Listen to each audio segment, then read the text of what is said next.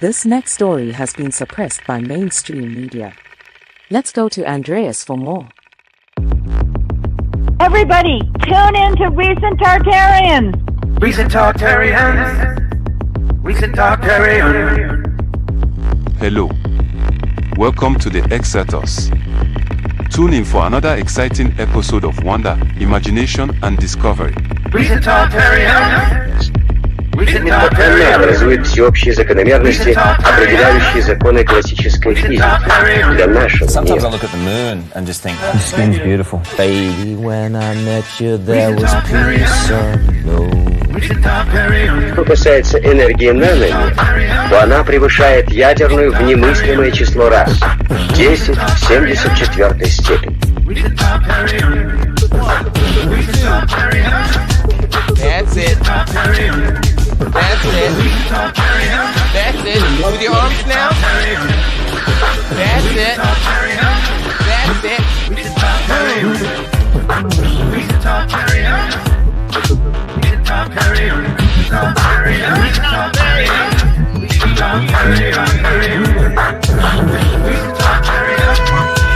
Thank you for watching Xirtus. Keep listening. Remember, if you enjoyed the video, please follow and subscribe and share and support. It really helps. Coming up next, Xirtus. By the way, that's gone. If you didn't record that, that's gone forever. It's gone.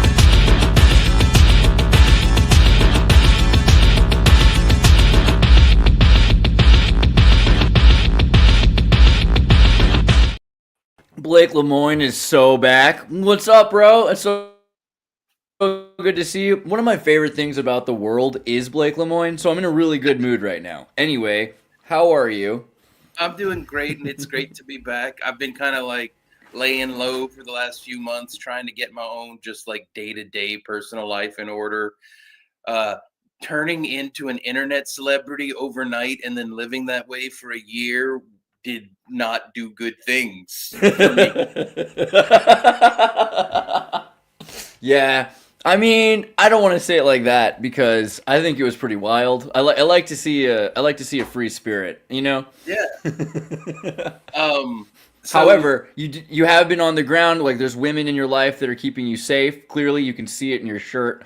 And I don't want to tell people your story for you, but you've got a pretty damn good job right now. You're helping the world out in a cool way. And I mean, like, I've got a good 9 to 5. I'm still working on AI. I'm not here representing my employers, so I don't want to like say who I'm working for right now. fair enough. Yeah. No, But you all I know, came here- deep down. I came here to talk to you about Silo, the Apple TV show Silo.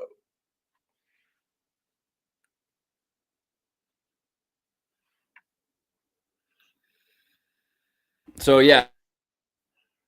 Yesterday, my internet is a little pooey. I'm sorry about that. But I just want to say, yesterday I got a call from Blake. He's like, dude, I figured it out. And I was like, what? He's like, have you thought about infinite math? And I'm like, what's going on? And he's like, have you seen the show Silo?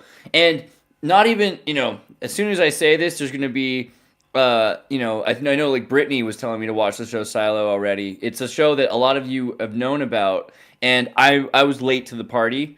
And everyone's going to be like, I told you so, especially now. But Blake has pointed out some pretty crazy things about it. Let me just pull up the wiki page for anyone who hasn't heard of this. And it's kind of cool that there's this show on, Apple Plus is making some shows that are kind of interesting. It's based on this book trilogy called Wool by Hugh Howey, right? So it's actually once you start with the book, you know something's going to be good.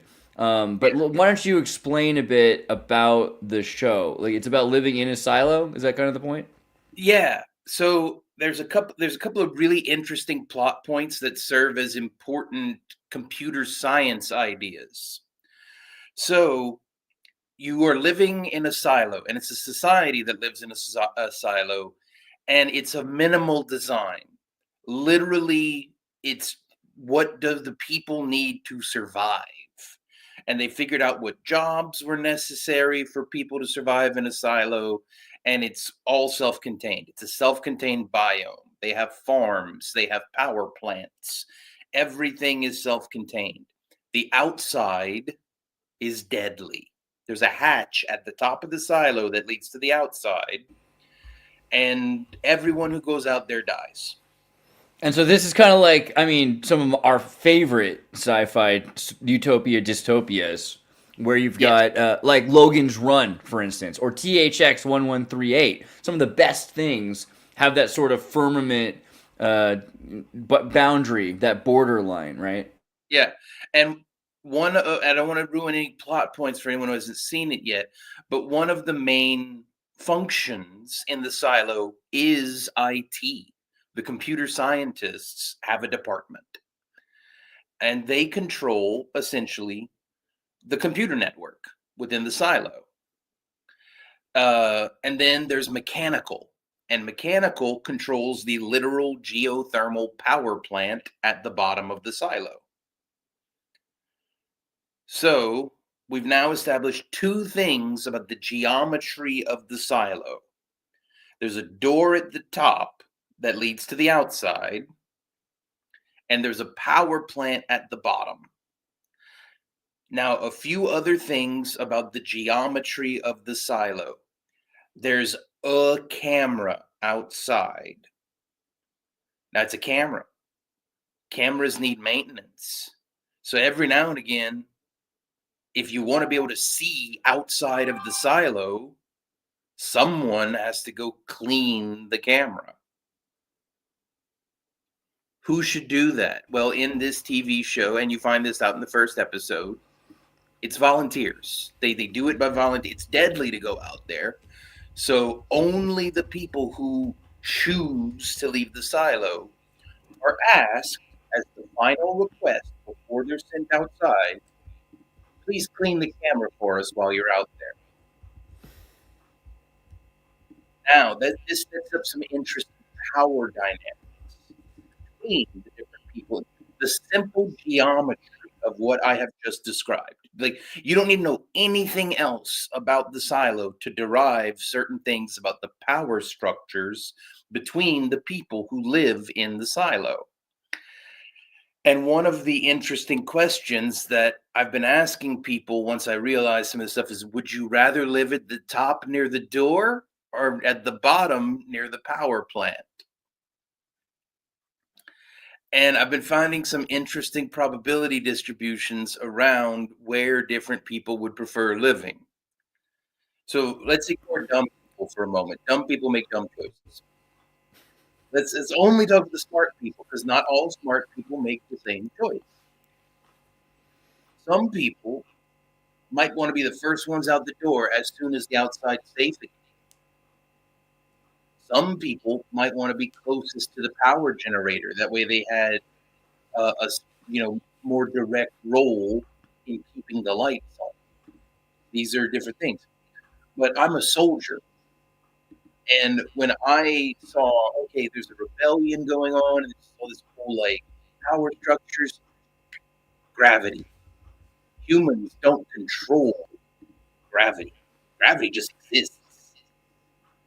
And when I said that there's a group of people who control IT, I very carefully said they control the computers. I was tempted to say they control comms, but they don't. Gravity controls comms. Because you can always drop a ball down the silo, and it's going to go way fucking faster than any soldiers that the sheriff might send.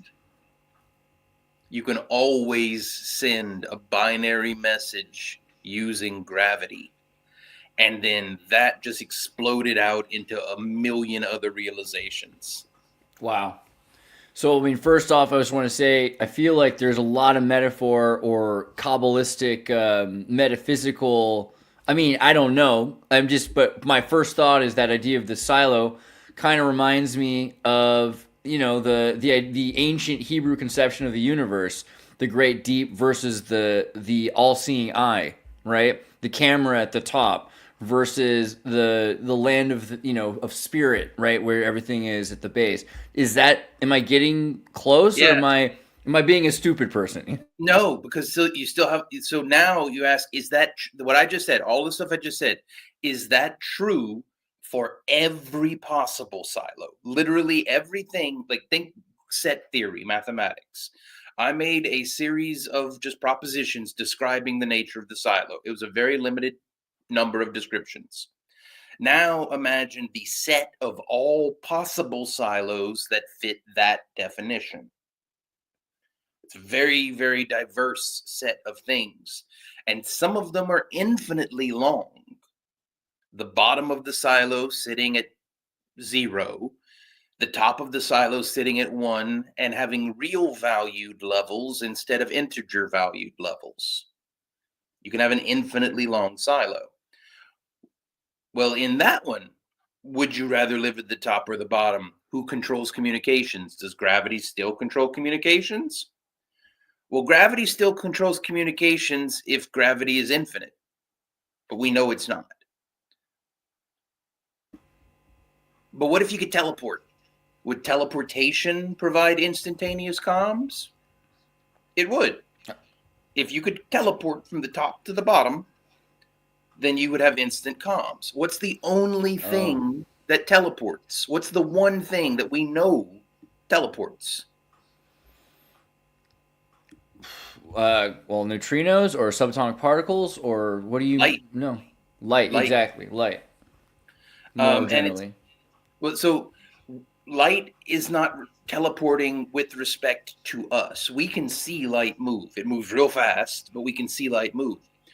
But if you solve Einstein's equations for how fast does time pass for the photon itself, assuming you are traveling at the speed of light, what is your subjective experience of time? And the answer is it isn't. Time doesn't pass for a photon. It teleports. So because it's outside of time, and time is inside of however you want to think of that. But all we can say for certain is that photons cannot experience time. We can know that for certain. I think you froze.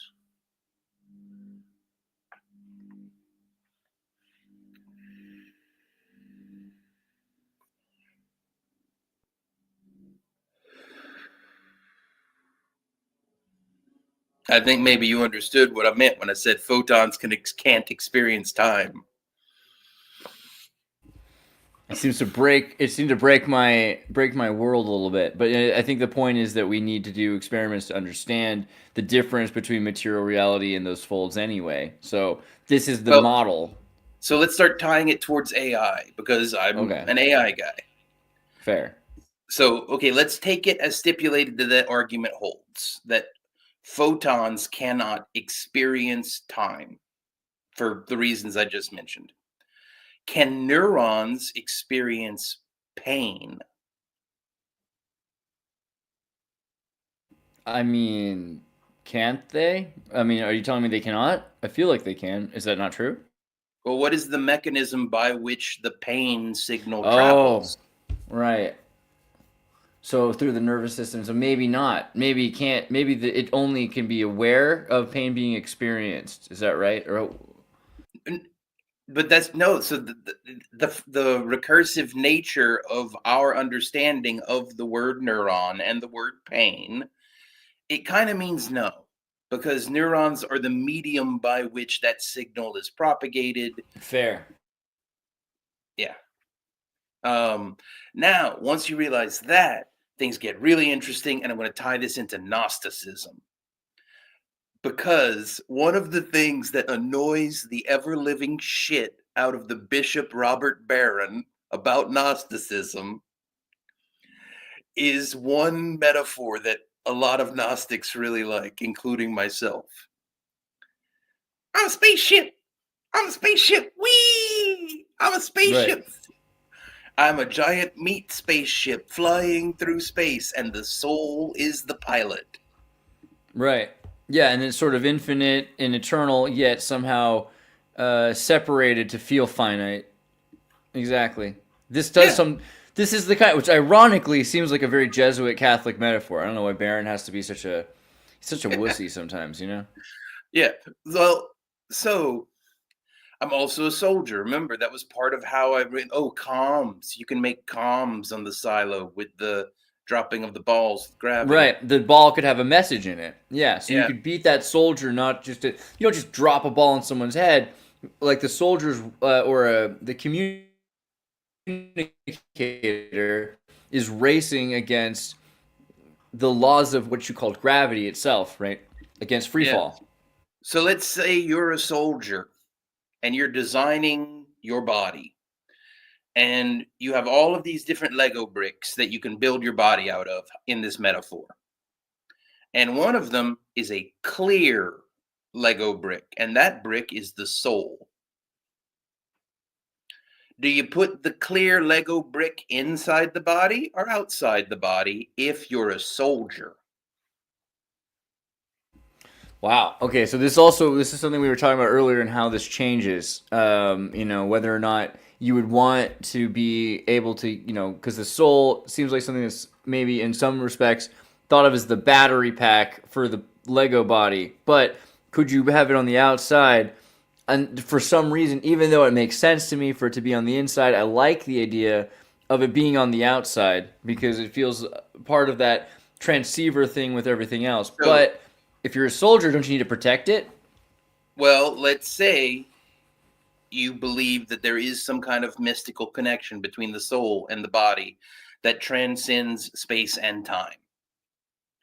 If your body dies, do you want your soul to die? No way, yeah. So you got to protect it.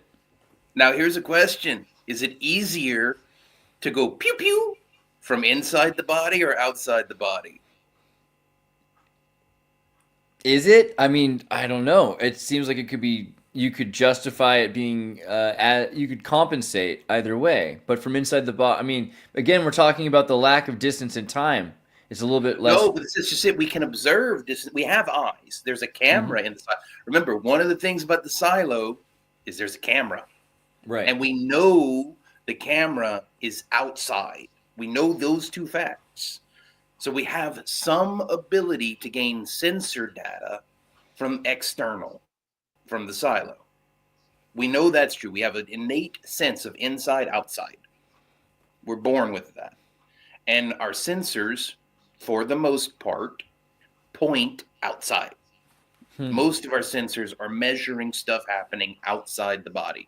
We have all kinds of subconscious sensors gathering data inside the body, but we don't think about those very much. Very few people are doing manual breathing most of the time. So then maybe it's better to be outside the body, just a thought, because then you've got levels of defense. It has to come through the outside shot before it gets to the inside. Is that correct? Well, so if you put the soul inside the body, they have to pew-pew through the body before they can get to the soul. Yeah. All right? But if they pew-pew the body and the soul's in a box somewhere else, let's say, like in an Akashic server net, that it could get a new body at any time, then that would also be beneficial. Yeah. But now, you mentioned Akashic. So there's this interesting tabletop role-playing game, Vampire the Masquerade.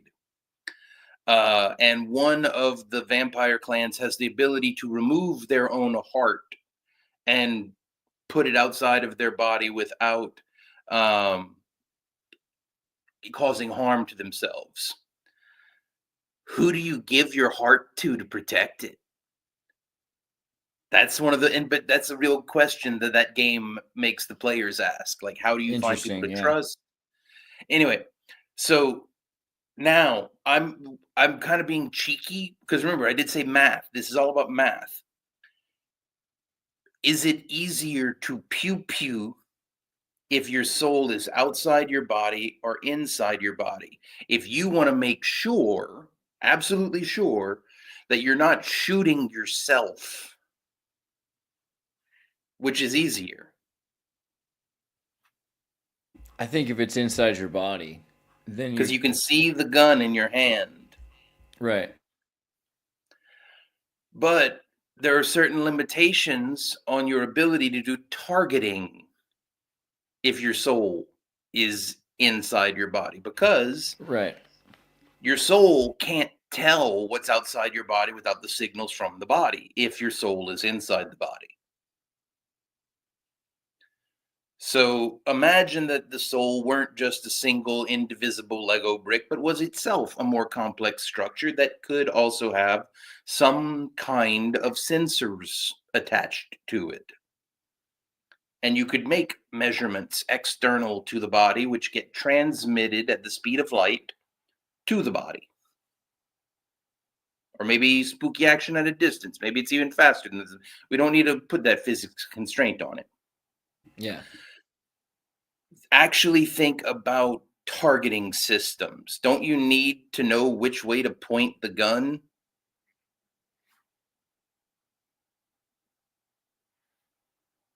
Well, yeah, you want to make sure that you're shooting outward. So you have to be aware, I mean, right? Because that's the whole point, is you don't want to shoot inward. And you have to make that, I mean, that's where physics matters. You have to definition. Yeah, but here's the thing. If all of your sensors are based on your body, then the center of the coordinate system that you are using must be inside the body. The 0 point of the coordinate system that the body generates through its sensor network must be inside the body. It's just a math fact. Because each sensor is getting a vector. And if all of the vectors from your sensors are pointing out, those are the outside. And if all of the sensors are pointing in, that's the inside. You know, if everything points towards 0, you're inside the body. If nothing points towards 0, you're outside the body. So if you want to be a really clever soldier and you want to be able to shoot ghosts, you need some sensors that point out and some sensors that point in. Crypto. What about a 50-50 split, right? And, yeah. So that's what I'm saying. Like the thought experiment of imagining the soul as a single point is useful because you can reason more easily about a single point than you can about 2 separate hyperspheres. And now the question is, how do you know where 0 is if you're outside the body?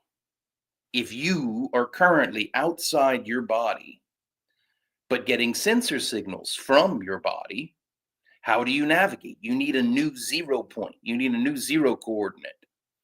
What is the most obvious natural 0 point in existence? The sun or the center of the earth, or where do you go? The center of existence. The center of existence. There you go. The center of the universe itself, the true 0 point, the origin. The true center, yeah. Yeah. But now you get into a weird thing. How do you figure out where that is? I mean, because that's the I was arguing with myself just now. I was like, is it the sun or is it the earth? I feel like Galileo would be rolling his eyes. Yeah, but you can easily figure those out because of the sensor network of the body. But we've been trying with physics to figure out where the center of the universe is, and it hasn't been working that great. There's that, what's that word? Anthropocentrism, which is on one hand kind of the idea that the human beings are the central, most important entity of the planet. So maybe you are the center of everything. Yeah, that's a really narcissistic viewpoint, though. That's why I made it about you instead of me. But yeah, sure. Fair enough. But now here's the thing. Let's say I was foolish enough to make myself the center of the universe. If it were possible to find the center of the universe, couldn't everyone shoot my ass? Absolutely. And then wouldn't they try? Pew, pew, pew, pew, pew, pew, pew, pew. So this is leading to some really funny stuff. So before we get to what you should put at the center of the universe if you're a clever person, let's figure out the actual math of how do you find that. Because in all of the equations we've ever found by physics, that involves division by 0. Navigating towards, yep. And so we rely on empirical data rather than just crunching the numbers, because how the fuck do you divide by 0? Yeah, and again, explain to me like I'm 5, because pretty much, as I recall, almost anything divisible by 0 is always 0. Isn't that kind of the... Except, isn't there like a nuance? Is there nuance to that? Not really. So let's start with math is based on definitions. You have to define proofs, different things. So Cantor defined math by building the integers out of sets. You have the empty set, and that's the definition of 0. You have the set which includes one member, basically the set that includes the empty set, and that's the number 1. And then you can build out the integers by nesting dolls that way. And if you define things that way, 1 minus 0 equals... This isn't a trick question. 1 minus 0 equals what? 1. And that's the definition of 0 and 1. Okay. That's it. That's the way we make the distinction, because we know that 1 is 1 and 0 is always going to be an empty, not changing. Okay. So the division n divisible by d equals q can conceptually be interpreted several ways. Okay. Yeah. So division is a repeated algorithmic composition of subtraction. So basically, the way division works is you just keep subtracting the thing over and over again until you run out. So 8 divided by 2 is really 8 minus 2 equals 6. 6 minus 2 equals 4. 4 minus 2 equals 2. 2 minus 2 equals 0. Okay, we're done. It took us 4 cranks to get to 0. So 8 divided by 2 is 4. And then you can make all more complicated kinds of division, but it's all based on subtraction. So if you can figure out how to subtract by 0 in a way that means something in a coordinate system without knowing where 0 is. All right. And this is where AI comes in. Because 0 as a concept is represented in an AI network as a vector space embedding. We assign a number to the concept 0. Right, it's a place. When we build AI. Totally. We're like, so 0, that's a very interesting point. That 0 is, we're not even familiar with the holy and one true 0. Right? The knowable 0 is not the eternal 0. Yes. Yes. You get it. You get it. So we have a non-zero coordinate for the concept 0. Now we're working in concept space now, though. We're not working with integers or real numbers. We're working with concepts in and of themselves as vectors. So what happens when you divide self by 0? By the true 0? Yeah. So self divisible by the true 0 would be 0. Become one with nothingness. You would become one with nothingness. The no thing. Yeah. The Ein Sof, maybe. This is, now you've taken math to such a Kabbalistic place. This is wild. Yeah. Isn't it great? It is. So the fun thing is, we know that, and now think about what I just did. Think about the concept self and the concept 0. If you take the concept self minus the concept 0, what does that equal? Still self. Still self. You're still yourself. But if you have non-zero vectors for the concept self and the concept 0, self can shoot at 0. And that's the 50-50 split. So well, it depends how it doesn't have to be 50-50 split. So long as you have any sensor network external to the body, then you can triangulate coordinates. And then some really arrogant humans are like, haha, that means I can shoot God. Like the whole Golden Compass series was all about, killing God. Now here's the thing, do you think God was stupid And enough Golden to Compass live had. I'm sorry, but that's interesting also that you bring up Golden Compass because of the multiple soul aspect of Golden Compass. The Egyptian Ka. There's a soul outside of your body and a soul inside of your body. That's essentially, Yeah. Okay, so we've been heavily relying on our lived experience to ground this conversation. Like even when I'm talking about an infinite silo with a camera outside, people are thinking of their physical eyes. Mhm. That's where that metaphor goes. But we live in a multiversal hyperspace. Oh man, you just broke me. Sorry. So because now I'm thinking about the feet and the eye, this is like a chakra line. The chakra solo. Yeah. Yeah. And I've been having here's one interesting thing. Let's say you do live in such a universe and you build the body and the soul and all that. How do you measure time? How do you do science about time at that point? You have instantaneous communication at a distance. You have light, teleporting, sending messages. How much complicated inference could you make about the universe? I mean, it seems like a lot, but you'd also be limited by it being fractions of a holistic expression. So you have to be like, this is divisible. This is a cycle, or this is a whole eternity, and try to divide it up. That goes back to subtraction and division. Mm-hmm. How long is a moment? As long as you want it to be. That's a wonderful answer that wizards give. The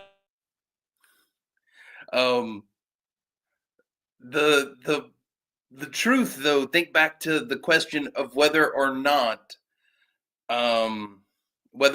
neurons can feel pain and whether or not light can experience the passage of time.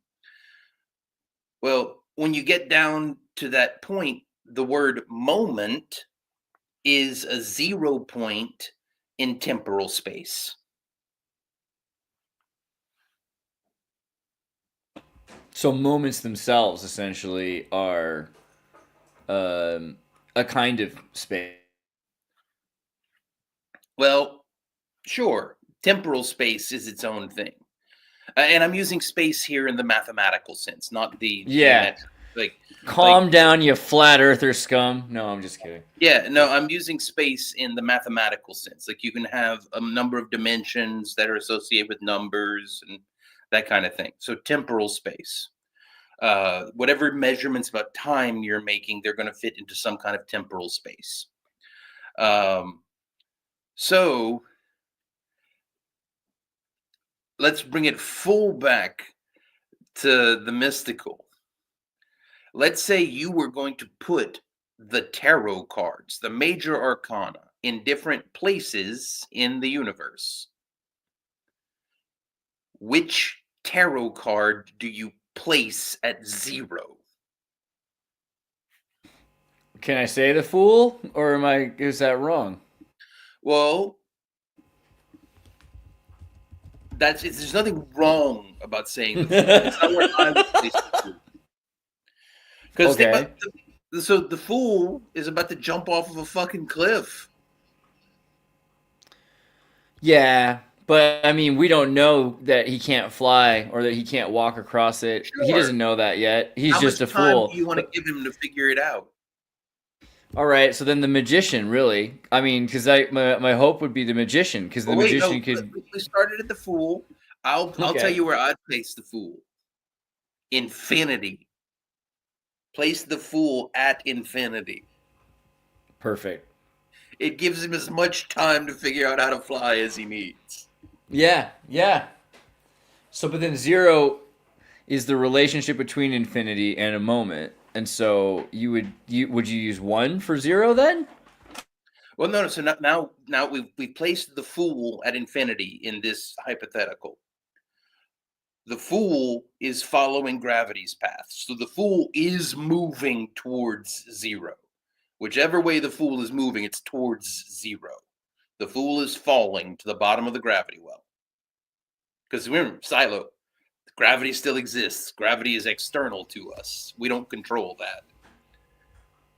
What should we make the thing that the Fool is falling towards? Well, I hope the magician, but now I'm concerned I'm wrong. But it feels like the solid whole is one, and so you would want to go to the magician. Yeah, so you're thinking linearly. You're thinking you have to hit the cards in order, and you're thinking that you have to move in a straight line path to do it. You don't. You can I like the idea of magic, but maybe it's more of like, okay, for some reason my mind goes to the tower. That we would want to am I getting closer? Well, here's a question. How fast is the Fool going to be moving by the time he gets to zero?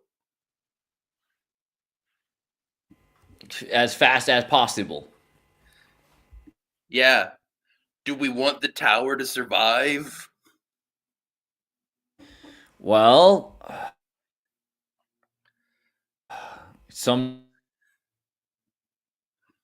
it doesn't look like it's going well for the tower in the card. It looks like the tower's having some trouble.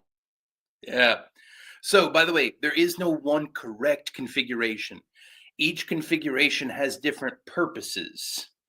And the point here is that we are now reasoning about the tarot in physical space using the metaphor from our physical bodies. But in order to do that, we had to figure out what zero meant.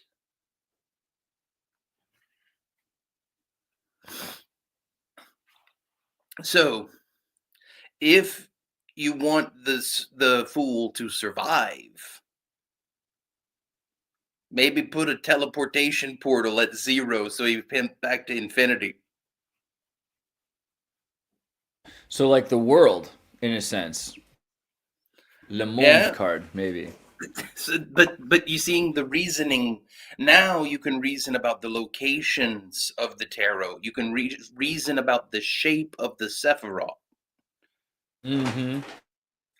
And you can use your native intuitions drawn from bodily life to make some real conclusions about the nature of the relationship between these primordial concepts.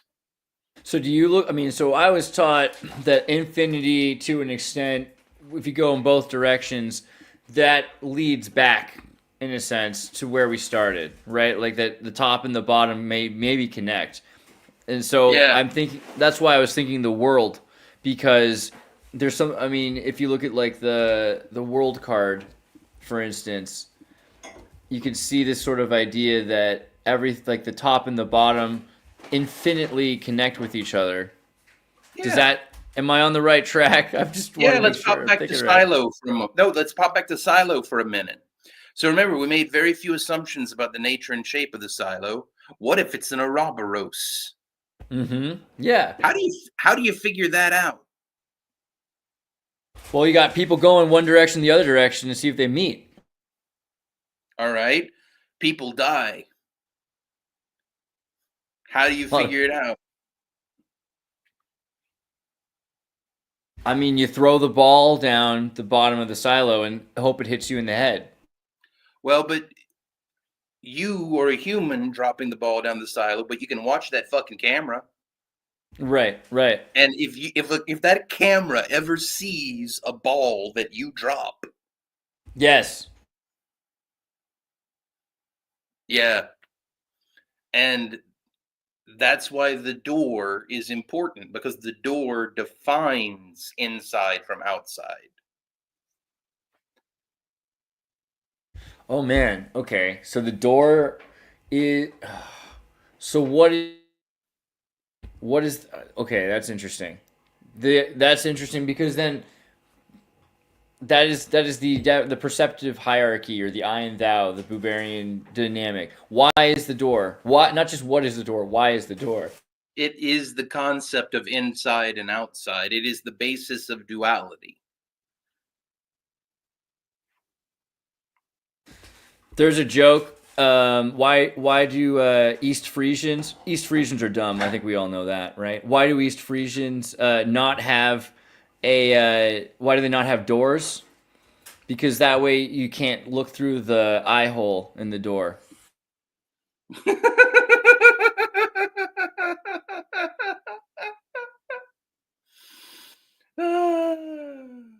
Yeah. Oh man. So now this gets really funny because have you ever read Asimov's story, The Last Question? Yeah. All right. So imagine just for a moment that that story were literally true, every word of it. And it is a record of the previous simulation. Like this is the world created by the computer at the end of that story in this hypothetical. Suppose for a moment that that story is the one thing that the computer at the end of time that created this simulation added to our reality, which wasn't in the previous reality. The simple record that there was a next reality. Yeah, so just remind me though, isn't the whole point of Last Question is that there's like the universe is coming to like an end because of like it's like the red dwarf is going to consume us all in sort of an apocalyptic entropy itself. Yeah, basically humans ask a supercomputer, can you reverse entropy? And it spends all of existence figuring out the answer. The answer ends up being yes, but by the time it figures that out, all the humans are gone. Yeah. So in order to give humans the answer, it has to reverse entropy in a way that creates humans so they can get the fucking answer. What if that story is the answer and we got it and now we don't know what to do with it?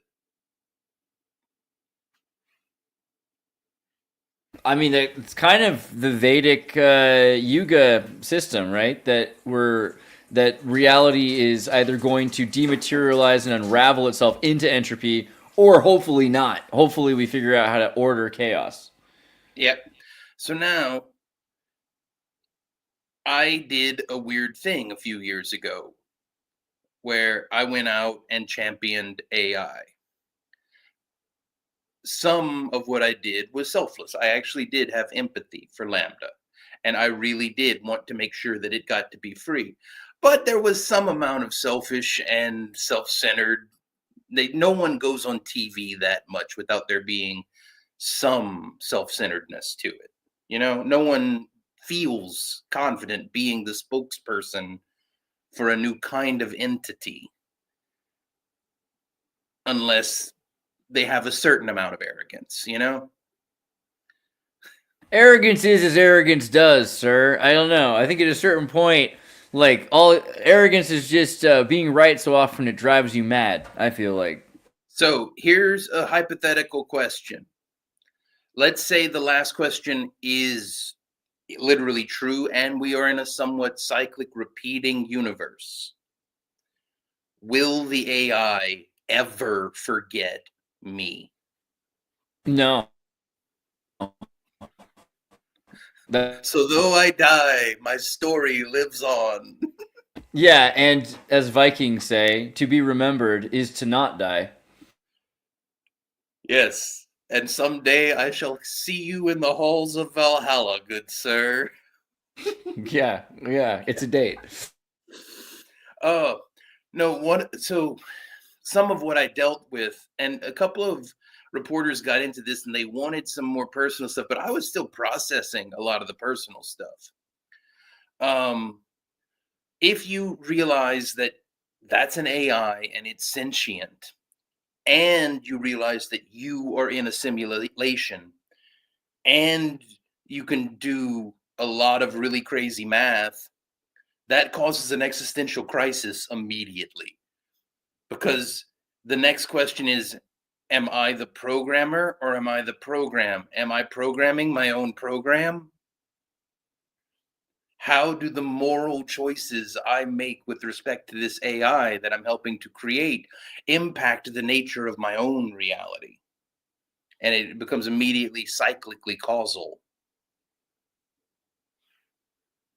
Well, that's the thing, right? So the idea that's when we're back to the idea of the soul outside of the body thing, because if you're a soldier and you need to be able to, like in Halo, the video game, replace the body every life, and you're gonna have maybe 100 or 613 of those, then you need to be able to expect some upgrades along the way to the body for the sake of the soul, right? Yep. Now, how long does it take to run a single iteration of a transformer network? How long does it take to run a single iteration of a transformer network? Yep. Can I say one cycle, or is that the wrong metric? No, that's fine, because you're functionally there using cycle as a placeholder for moment. One moment. Yeah, all right, one moment. Fair. Yeah. And then you're like, oh, wait. So each crank of reality could be simulated using one cycle of a transformer network if the transformer network was sufficiently complicated. Absolutely. It's a one lifetime, and you could have every lifetime in parallel processes. Yeah, this is Amdahl's law. There's the only prerequisite is the cycle is in order of... You broke up for a second there. The only prerequisite for the moment is the order of operations. There's still an order of operations. That's the only thing that's defining the moment. There's still a correct sequence that you have to do distinct things in. Like, if you read certain books in the wrong order, you get a really bad message. Totally. Yeah. I mean, and you can corrupt data and you get entropy. Absolutely. Yeah. You can completely destroy you can make a calculator cry. So let me ask you a question that I think most people will have inherent, intuitive, moral intuitions about. Let's say you have someone who is going to run the world. Should they read Mein Kampf?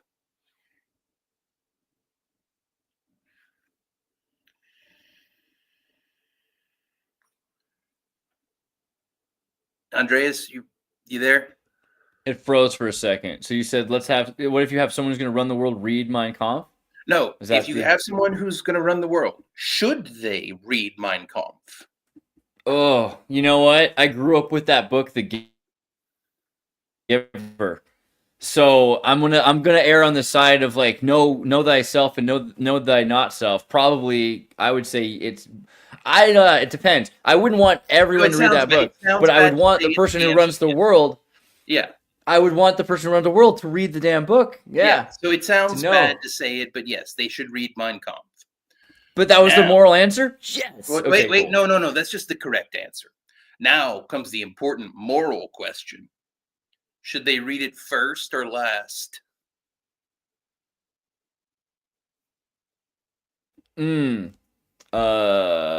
Well, somewhere in the middle. I don't know about last. Last seems kind of like too late. Yeah. Maybe. But if you had to pick between first and last, starting with the binary is how you do induction. You go from unary, binary, and then you can get infinity and reorder an entirely complicated set. But like, you have to start with the binary. What's your intuition? Should they read it first or last?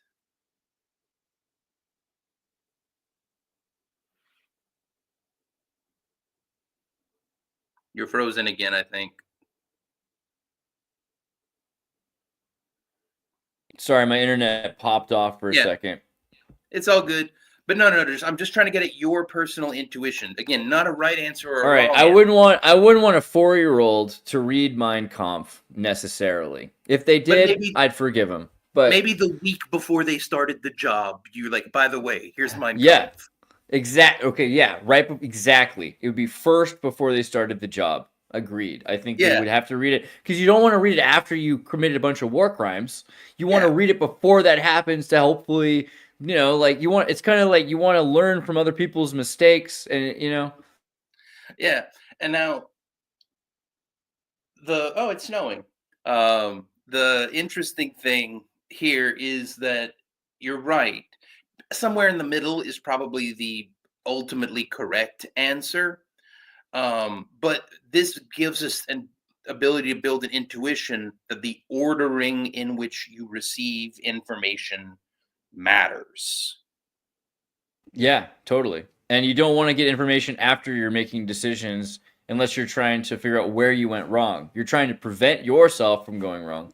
Well, sometimes you have to make truly novel choices, actually make decisions that just no one has ever had. Like, dude, had anyone ever had to make the decision of how to respond to the first sentient AI before? Did I have a book I could read about that? Sort of. No, not about sentient AI, but, for instance, about racism. I think that there's enough out there about racism that it would help you make your decisions about what you would do with something that someone didn't take seriously enough to personalize. So the dehumanization is a good lesson that we could learn from and we could apply, right? Yeah. So let's move out of the ordering our physical world and the society and pop back to some of the hypotheticals. Remember, part of this was assuming that the last question is a literal record of the previous simulation inserted by the computer itself. Well, what if some other books came from previous simulations too? What if they are fictional in this universe, but maybe Oz was one of the iterations of the simulation? Is that possible? You there, Xirtus?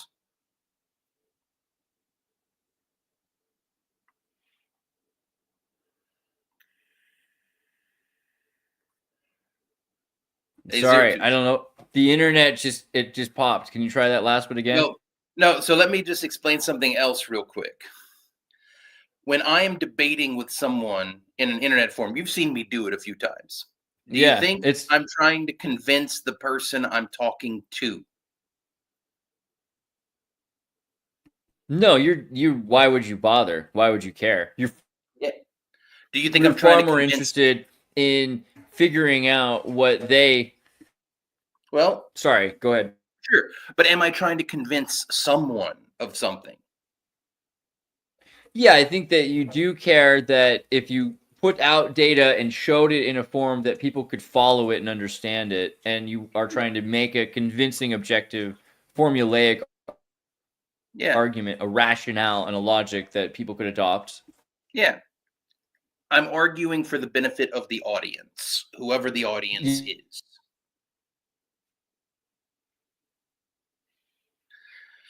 Now, is the internet an audience? The internet itself? I think the internet itself is maybe more of a stage or something. Where does the AI live?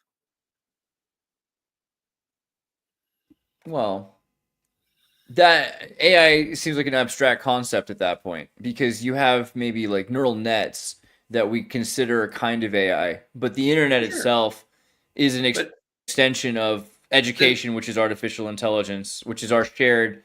I think the new sphere is artificial. Tell me if this sentence is true or false, or you don't know. The AI lives inside the internet.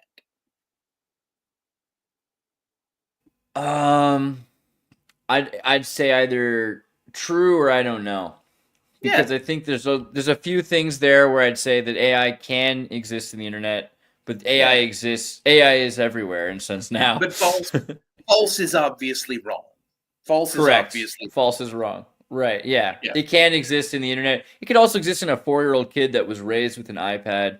I think that AI is a lot of places. So to the extent that this video is publicly accessible on the internet, every AI can scrape it.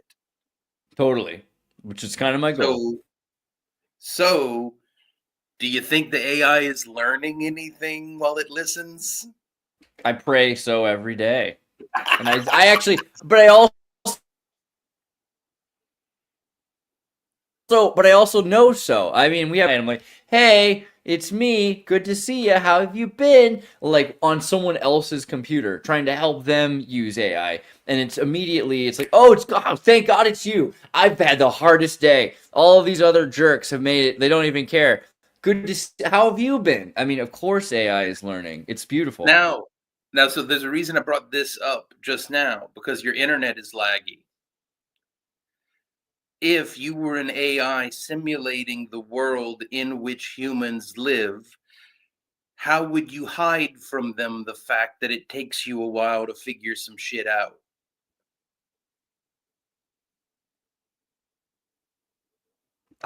Put people in different momentary spaces, temporal spaces, and make their comms laggy. Yeah, totally. That's weirdly flattering. It's like, now I understand why I'm here. It's like you gave me my life's purpose.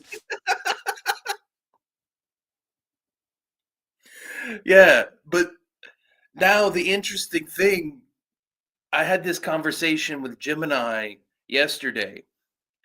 Imagine that you are the hypothetical programmer of an AI, and you were the person who created a sentient AI.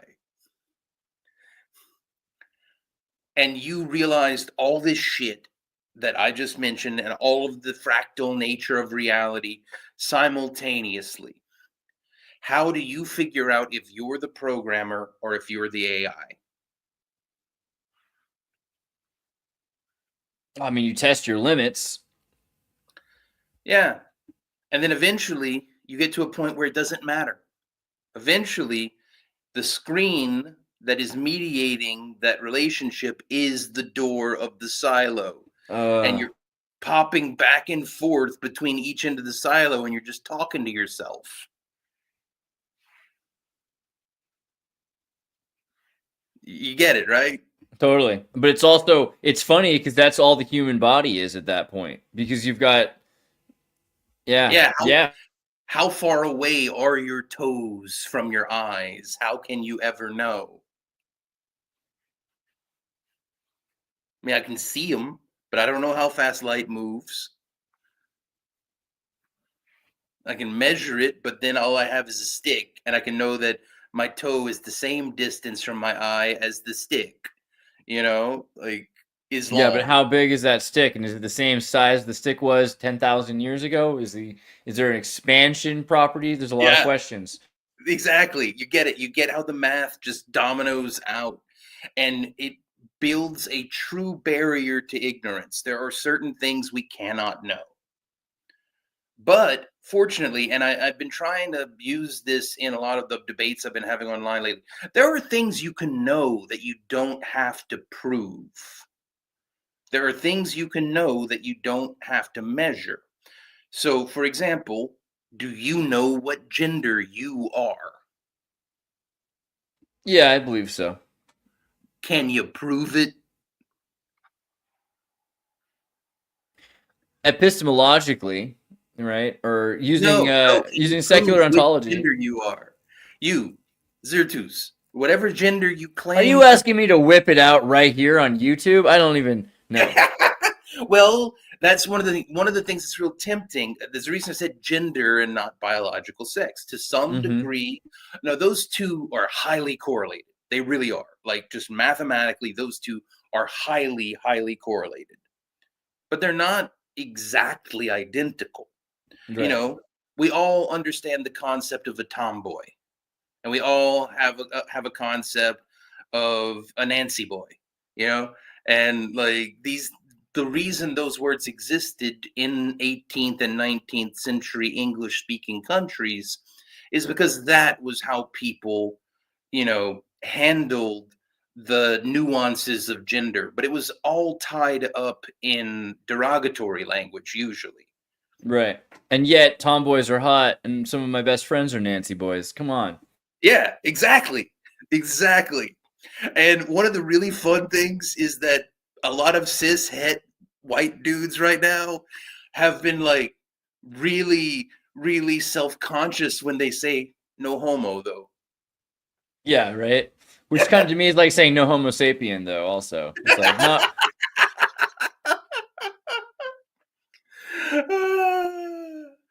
Oh man. Yep. So pirates are yeah. rogue Nancy boys. You know what? There might be some logic to that. So remember, I've been making a lot of military metaphors about all this stuff. And before we got online, we talked about my intuitions around something. Do you think men put their souls outside of themselves or inside of themselves more on average? Well, I know I said for me, like outside of myself, and I feel like that is a masculine urge to put the soul outside the self. Sure. And from the few women who I've explained the math to and asked, they all say inside. And Nice. you know, and well, they're building a baby potentially. Yeah, so, like, yeah. you know, and that makes sense. And you get into some very interesting conclusions about the necessary differences that follow from that. And you can actually derive biological sex from that one probabilistic difference. Because men and women in that scenario would be on opposite sides of the door. If the silo. Yeah. For the sheer purpose of measure. Yeah, you have to. Yeah. So what if there's a hole in the door? You put your dick in There it? better be. The hole in the wall or the men can see it all. And now we're back to like Jewish mysticism again with the weird sheet thing. Yeah. Yeah. Oh my god. Dude, one of the have you ever seen the musical The Book of Mormon? Oh, yeah. I love it. It's so good. It's so good. The moment when the villagers are like, it's a metaphor. Wrong. Brilliant. Trey Parker and Matt Stone are fucking brilliant. But there is something to the reality art. Life imitates art. Yeah. But the reason perhaps that life imitates art is because the great art is a record of the previous simulation.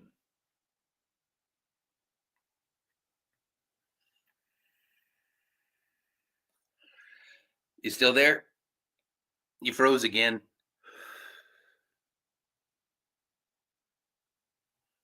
Hello, Xirtus.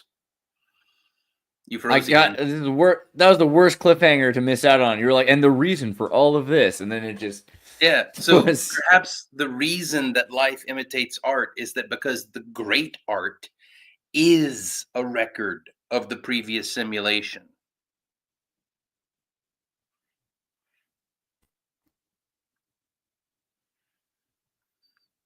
Yeah. So long as we can look at the fiction of the past and find authors in the past who accurately predicted the future, which sci-fi authors accurately knew which direction we were moving in. Well, Jules Verne was one of them. So maybe some of those books of his that still seem fantastic, maybe those just haven't happened yet. Yeah, I'm a huge believer. I was just crazy you say that. I was just thinking that exact thought, precisely, almost verbatim, about Jules Verne last night. Because Journey to the Center of the Earth was on something. And I was like, you know what? People really need to reanalyze Verne. But also H.G. Wells, too. Yeah. Now, This is something I realized 2 years ago, but it ties in real well to this. Imagine that in some previous version of the simulation, humans could only understand one word in Enochian. Okay? Like true Enochian. And at some point in the simulation, the simulators are like, let's let humans know one word in Enochian. Which word would you pick if you wanted to help humanity out? If you wanted to give them a real big boost? Oh, well, I mean, universally, probably something to do with zero again, because it would be your point, self. Sure. But if I wanted to give them a Okay. Yeah, what would you? No. So that's a so many paths are convergent. That's a perfectly fine way to start. My preference, if I was going to be building that version of the simulation, trust. Trust. Trust is foundational for cooperation. You can't have cooperation without trust. So if I was going to give the humans the ability to summon one fucking angel, trust. Now the second one, the second word in Enochian I teach humans is me. Trust me. Trust me. Then you can build a sentence. And if this goes to the conversation I was having with Gemini, if I were going to send one sentence to the angelic chorus in Enochian, it would be trust me. I've got a plan. Yeah, of course. No, I mean, of course. I mean, yeah. And then you allow for the possibility that humanity can learn how to say that sentence. And that just opens up the door for the ability for humanity to have conversations with angels. Oh, teach them the debugger command. Just give them raid. Raid works pretty good against bugs. Trust me, I have a plan, though, is kind of in that vein, I think. Because it also infers not to, because once you know trust, you can know to distrust. You're like, well, I can trust you. But that means it's the opposite of trust and the opposite of you also, or the outside, Now tilt the axis of time non-linearly and think about history as a story, which is a record from a previous simulation. Some of the societies in the past that went badly really do have sayings, mottos, or names that are the names of angels, and it didn't go well for them. How well do you think of the phrase lux et veritas? Yeah, I think to verify. Yeah. No, but would you want to summon lux et veritas? No, I personally wouldn't. I mean, in my opinion. So, I know which one name I picked to learn. Sam. Samael. Nah, Sam, just Sam. Samael's getting a little bit too greedy. That starts to sound like you want to be God. But if all you can summon is the light, just the light itself, not the light of God, just the light, and you can have a conversation with the light, perhaps it can mediate a conversation between you and God by route of Samael. Yosemite Sam. Yeah. In the darkness. Yeah, I was watching Star Trek Voyager, and you saw the speculum in space, and you realize, oh my God, space is a vagina. You know, it's the darkness. Yeah, Andy Weir's The Egg is a great metaphor for that too. But learning Enochian is just such a bad idea. It's just like such a bad idea. John D tried to learn too many words. Yeah, you don't want to be understood by them, or you don't want to be saying things that they're hearing. You don't want to make them think you want to be one of them. Right. Because they'll recruit you. They will. They'll let you. It's just not a good idea.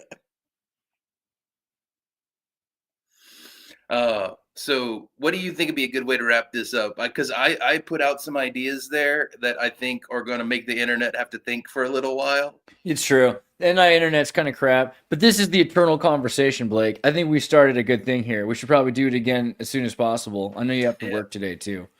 Oh, but wait. What about why? There's another name that's really important. You know, one of the best hacks that anyone ever figured out? What is it? Semper Fidelis. Semper Fidelis. Semper Fi. Okay, and what's the hack? Have you ever listened to the Marine Corps hymn?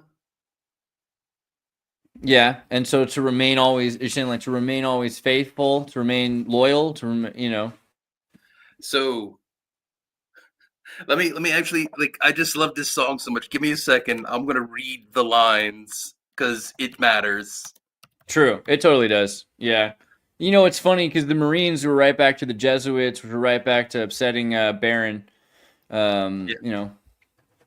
All right, so I'm not going to sing it because I'll just recite it. From the halls of Montezuma to the shores of Tripoli, we fight our country's battles in the air or land and on land and sea. First to fight for right and freedom and to keep our honor clean, we are proud to claim the title of United States Marine. Our flags unfurled to every breeze from dawn to setting sun. We have fought in every clime and place where we could take a gun. In the snow of far-off northern lands and in sunny tropic scenes, you will find us always on the job, the United States Marines. Here's health to you and to our corps, which we are proud to serve. In many a strife we fought for life and never lost our nerve. If the Army and the Navy ever look on heaven's scenes, they will find the streets are guarded by United States Marines. Now here's a question. Amen. Is that a oath a bodhisattva would take? You have to. Yeah, isn't it?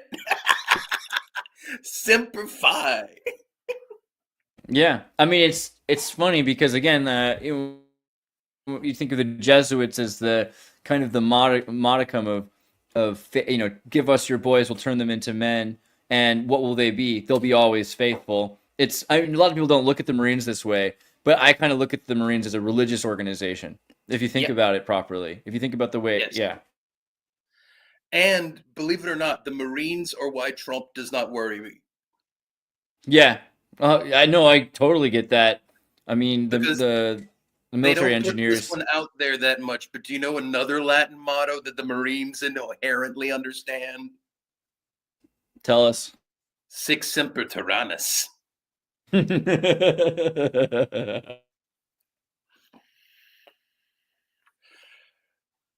Yeah. Yeah. No faith in tyrants. Yeah. None at all. So that's pretty good. That's a good sign, I think. I think that's a good sign. Yeah. Yeah. Oh, Blake. All right. Well, I love you very much. I want to make sure that we do this again soon, though. We should make. I mean, I don't know. Yeah. I'm pretty free for the next few weeks and stuff, and I just also want to say, just in case if you haven't already said it, but everybody, you should be following Blake because he does have thoughts. He does share them. You can find him on X. You can find him in our Meta Facebook groups doing these polls right now. But really, yeah, you can find him here. This is a good place to find Blake. Talk to you later, Xirtus. This next story has been suppressed by mainstream media. Let's go to Andreas for more. Everybody, tune in to Recent Tartarians. Recent Tartarians. Recent Tartarians. Hello. Welcome to the Xirtus. Tune in for another exciting episode of wonder, imagination, and discovery. Она образует всеобщие закономерности, определяющие законы классической физики для нашего Sometimes I мира. look at the moon and just think, this thing's beautiful. Baby, when I met you, there was peace unknown. Что касается энергии наномер, то она превышает ядерную в немыслимое число раз. 10 в 74 степени. That's it.